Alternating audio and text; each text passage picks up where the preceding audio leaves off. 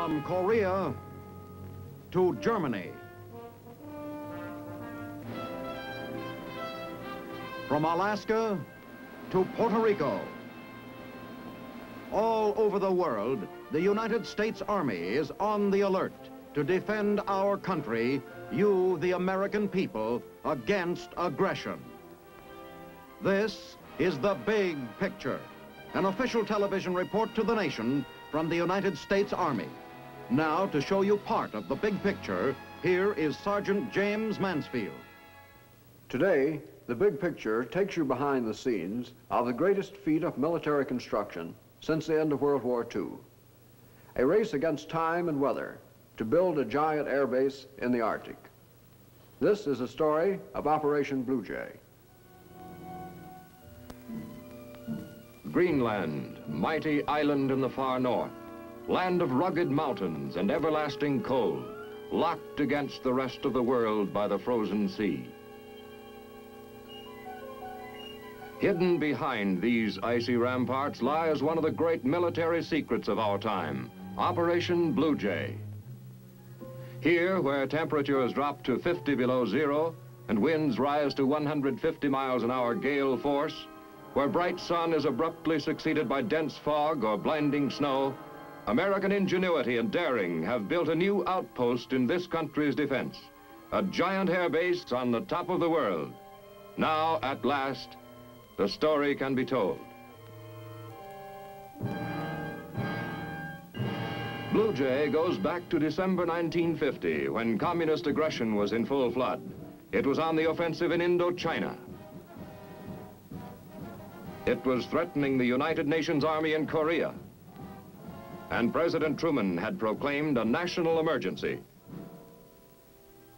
In Washington, a secret meeting took place in the office of the Chief of Engineers, Lieutenant General Lewis A. Pick, then a Major General. Present were Brigadier, now Major General Nold, Deputy Chief of Engineers, and some of the foremost construction experts in the country. Peter Kiewit, veteran builder of large dams and airfields. S.J. Groves, one of the builders of the Pennsylvania and New Jersey turnpikes. Joe Green, airfield construction expert. General Pick got right down to business.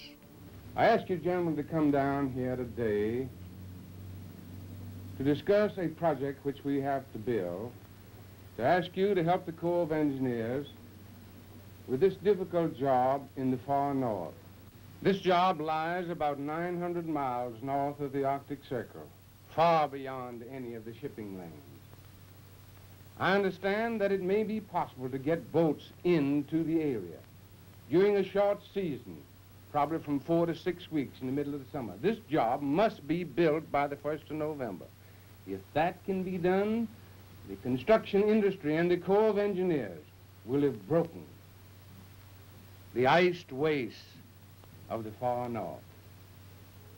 The job was to build a giant air base for our largest long-range bombers high on the northwest coast of Greenland at a tiny settlement called Thule. Built with the permission of the Danish government, the base would push our defense line 2,000 miles to the north.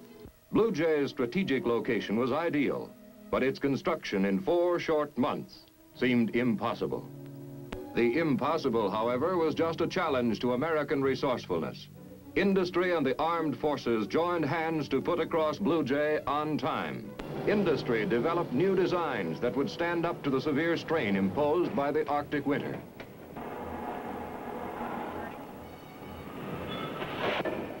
Like these Clements panels, used for refrigerator walls, now adapted to buildings and hangars. Made of fireproof insulation, sandwiched between aluminum-covered plywood, this prefabricated building material was light, strong, and 100% reusable. More than 300,000 Clements panels were used at Blue Jay.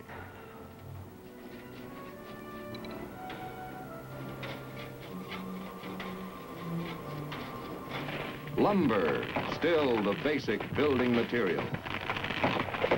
Over 11 million board feet would be needed for housing and storage. Steel for these unique hanger trusses, braced to withstand the hurricane blast of polar blizzard. Steel for the water distillation plants and giant fuel tanks. Each tank required 200 tons. Everything had to meet the rigid specifications set down by the Corps of Engineers, whose inspectors checked every item of production and supply. Since Thule had no port facilities, unloading docks were improvised from 8 old LSTs. These rusting hulks, neglected after World War II, were cleaned and patched up. Their superstructures were chopped off at deck level to provide a smooth, unobstructed dock surface. Now called dumb barges, they would be towed to Thule and anchored there as permanent piers. Throughout the spring of 1951, a tidal wave of equipment rolled toward the great Army base at Norfolk, Virginia, the prime staging area for Blue Jay. 250,000 tons of cargo moved into Norfolk without a hitch, thanks to the teamwork between the Army's Transportation Corps and the American Association of Railroads.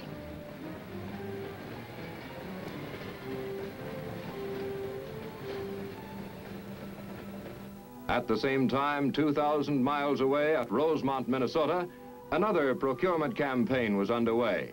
Its objective, men. Here in the upper Midwest was to be found the greatest pool of labor experienced in cold weather construction. Rigorous performance tests eliminated all but the highest skilled applicants. New equipment was tested along with the workers' ability to handle it. Exhaustive work trials made sure that every man was thoroughly familiar with the job he had to do. Before leaving for the North, each man was given thorough instruction in Arctic survival. He learned the use of cold weather gear. And he was taught every trick of preventing accidents.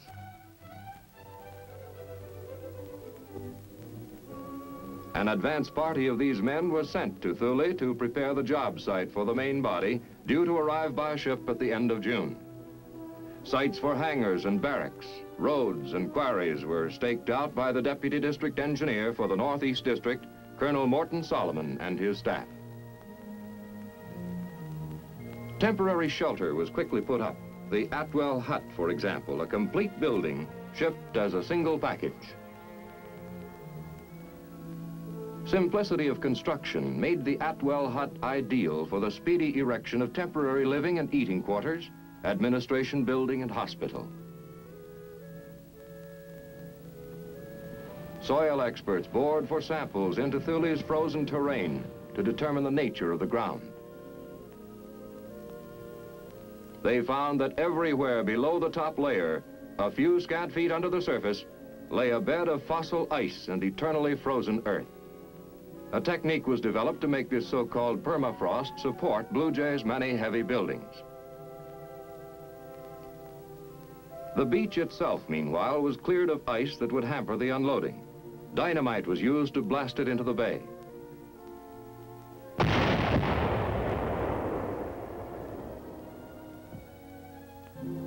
Back at Norfolk, supply yards were jammed with material by early May. Shovels, bulldozers, graders, rock crushers, asphalt plant, traxcavators, all were put aboard ship. Rolling stock and other heavy equipment was firmly braced and lashed. Trucks were waterproofed for the sea voyage to protect them against corrosion.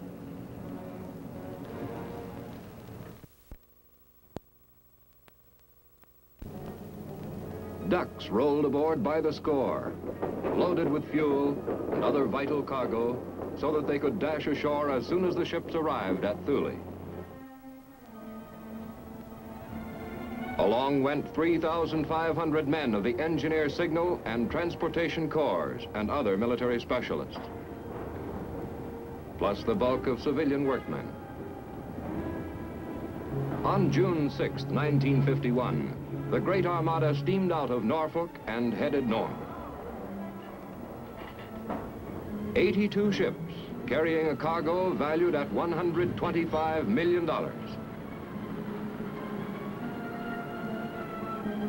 A long, cold voyage lay ahead.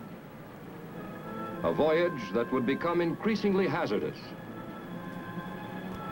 As the thin-skinned ships penetrated the vast ice fields that surrounded Blue Jay like a belt of frozen fortifications, hundreds of miles in depth. Danger loomed in the form of icebergs the size of dreadnoughts.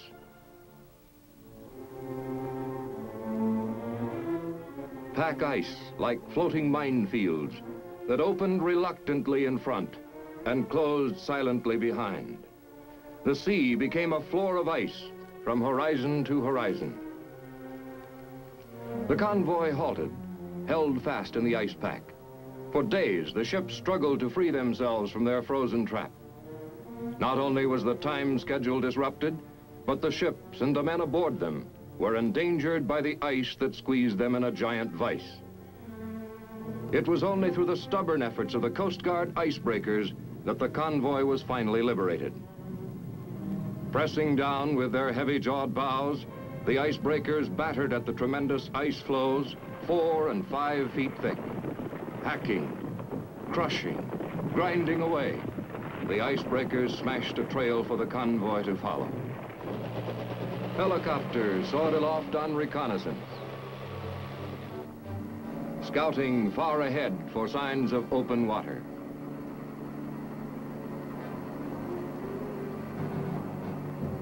Slowly, day by day, mile by mile, the ships crept forward, until on July 9th, the fleet finally steamed into North Star Bay at Thule. A voyage that would normally have been made in about 2 weeks had taken more than twice that long. At least 2 precious weeks had been lost from the brief construction season. This lost time had to be made up somehow. The ships had hardly anchored off Thule when control headquarters aboard the command ship Monrovia raced into high gear to get the convoy unloaded. Soldiers of the Army's Engineer and Transportation Corps went to work in a round-the-clock stevedoring operation. Cargo from the freighters was swung onto Navy landing craft manned by over 1,000 seamen. Unloading equipment had long been prepared for split-second action, everything from a giant floating crane to swarms of amphibious ducks that skimmed back and forth across the water, dodging the crushing ice. 2 battalions of ducks were in constant use. A great deal of the credit for the speedy unloading belongs to these highly efficient seagoing freight cars.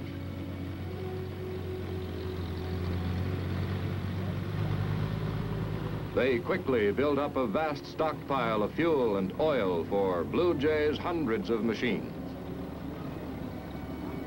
At the water's edge, the Navy's Beachmaster Control avoided traffic jams and delays by setting up a smooth traffic pattern to regulate the movement of supplies as they poured ashore. In a matter of hours, the frigid waters of Thule Harbor were transformed into a great port, crowded with Navy landing craft transferring cargo from ship to shore in a steady, unceasing rhythm of unloading. Unloading went on through rain squalls and wind. Over 153,000 long tons of cargo were eventually delivered on the beach. Work crews, 4,000 strong, were ferried to land from their temporary homes aboard 5 personnel carriers. They operated in 2 shifts, 60% in the first or day shift, 40% in the second shift. As the heavy earth-moving equipment lumbered off the LSTs, men and machines went right to work. In bad weather as well as good, 24 hours a day, 7 days a week. Dirt flew in all directions as quarries were mined with high explosives, then dug for rock and earth fill needed at the construction sites for airstrip, roads, fuel tanks, hangars, barracks, and other buildings.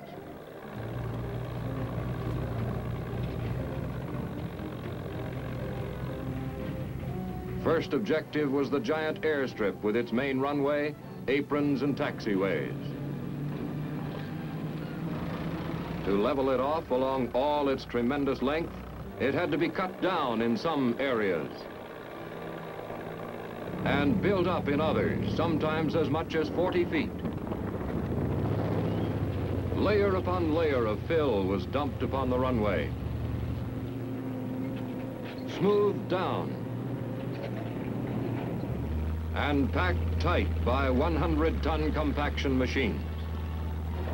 Batteries of rock crushers poured out mountains of broken stone. This was hauled to the runway and spread evenly upon the ground. Hot liquid asphalt was sprayed upon the stones to bind them together. A layer of fine gravel followed, which was brushed to smooth it down, then rolled to compress the several layers into a solid mass.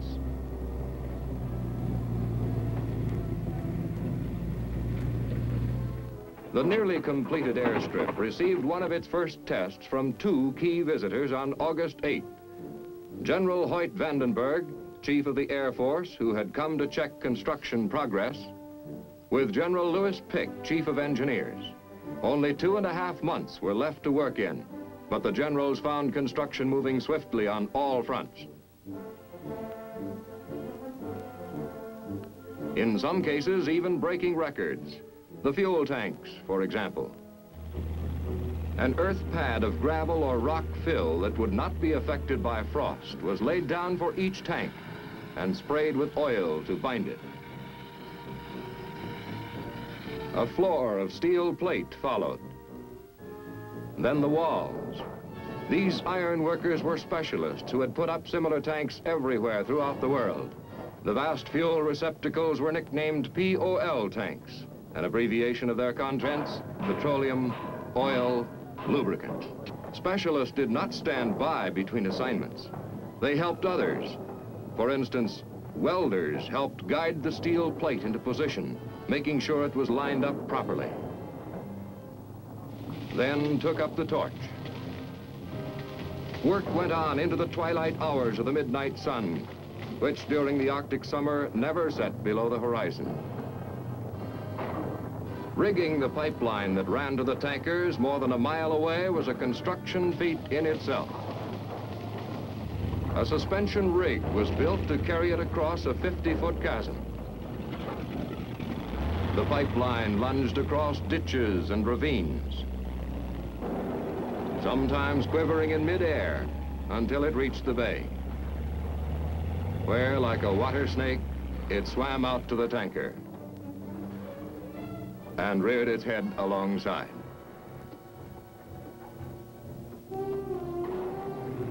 Construction of all kinds was booming. The icy ground under each building was first insulated by an earth pad.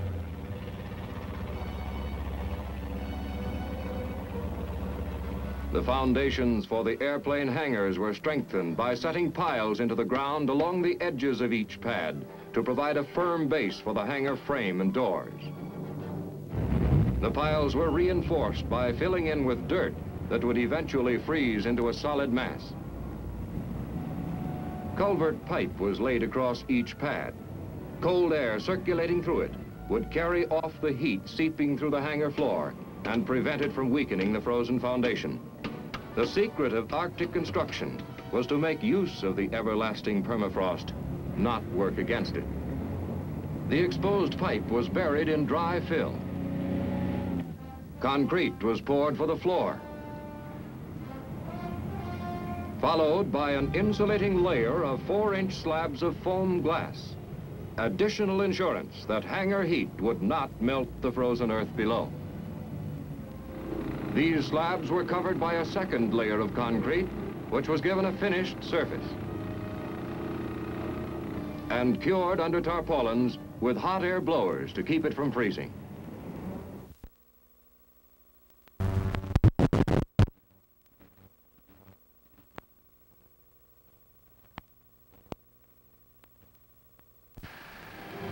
Iron workers assembled the hangar trusses, the bad weather merely a challenge to the pitching and catching skill of the riveting teams.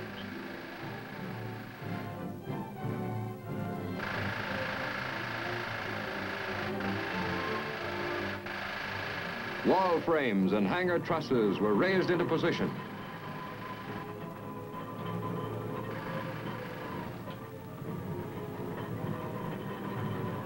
When the building shell was completed, the towering hangar doors were added. Each one weighed 230 tons. Each ponderous section had to be firmly fitted in its tracks. This was the encouraging sight that greeted an inspection party headed by Secretary of the Air Force Thomas Finletter when he visited Blue Jay on August 30th.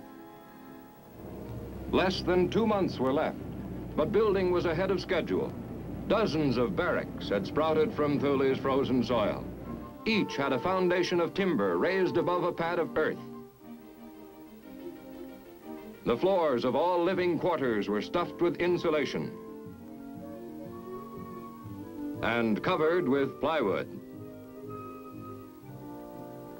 Clement's panels were the standard building material for all barracks, warehouses, and mess hall.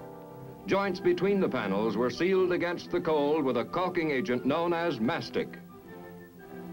As each panel went into position, it was secured to the wooden building frame with lag screws.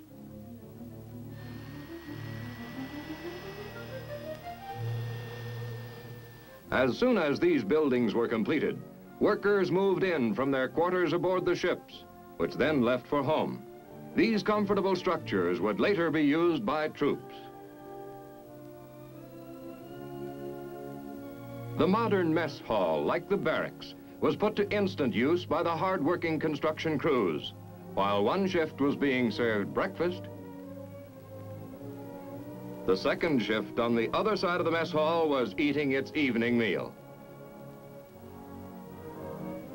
This careful planning for the personal needs of the men was reflected in everything from recreational facilities to church services. This close attention to morale paid off in the fantastic speed of construction. Work crews raced against the waning light and the increasing cold, hurrying to meet the deadline, now only a few weeks away. 3 distillation plants and their storage tanks to brew drinking water from the salt sea popped up magically, along with vehicle storage buildings, salvage building, crash wagon station. On October 1st, with about 20 days left to go, Blue Jay was host to Lieutenant General Curtis LeMay, Chief of the Strategic Air Command. Briefed by Colonel Clarence Renshaw, Northeast District Engineer, he carefully studied the base. The final touches were put on the airstrip. A top coat of asphalt was laid down. The control tower rose to the sky. Electric light cables were paid out. And the runway lights were planted in the ground. The long Arctic night was closing in. Warning shadows deepened on the frigid peaks that surrounded Blue Jay. The waters of Thule Harbor disappeared as ice choked the bay.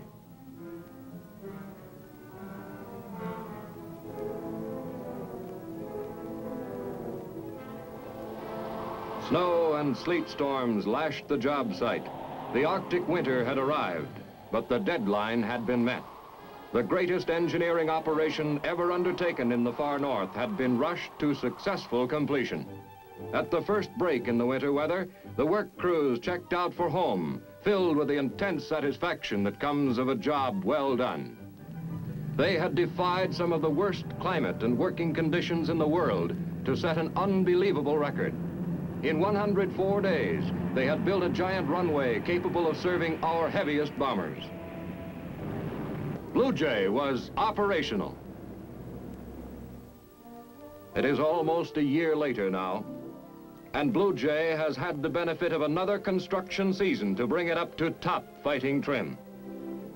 Blue Jay will be kept ready for action as long as the threat that drove us to build it exists. We cannot read the minds of those dark and shadowy figures who brood on war and conquest. But perhaps the thought of this colossal air base has caused them to falter in their plans for aggression. Perhaps they have read a different kind of warning in the miracle of Blue Jay, the warning that there is nothing, absolutely nothing, impossible to American resourcefulness, hard work, and plain guts. That there is no problem or enemy, nature or man-made, that this country cannot defeat in its stern resolve to protect its freedom. Blue Jay is a great example of what this country can do when the chips are down. It should be an inspiration to all Americans, our friends and allies. Now, speaking from Washington, here is the Chief of the Army Engineers, Major General Samuel D. Sturgis, Jr. The picture that you have just witnessed, Operation Blue Jay, is typical of the construction task being performed throughout the world today by the Corps of Engineers of the United States Army and the construction industry of the United States. In this day and age, this country must be prepared immediately to defend itself. Fortunately, we have a unique arrangement in our system whereby the civil works of the country are constructed in every state in the Union by an organization in being known as the Civil Works of the Corps of Engineers. It was this organization that stepped into the gap in the construction of the Thule Air Base and planned and directed the remarkable achievement that you have just witnessed. In fact, the Corps of Engineers, your Corps of Army Engineers, stands ready in the future to meet crises just as it has in the past, both in peace and war, for the development and for the security of our nation. The Big Picture is a weekly television report to the nation on the activities of the Army at home and overseas. Produced by the Signal Corps Pictorial Center. Presented by the U.S. Army in cooperation with this station. You can be an important part of the Big Picture. You can proudly serve with the best equipped, the best trained, the best fighting team in the world today, the United States Army.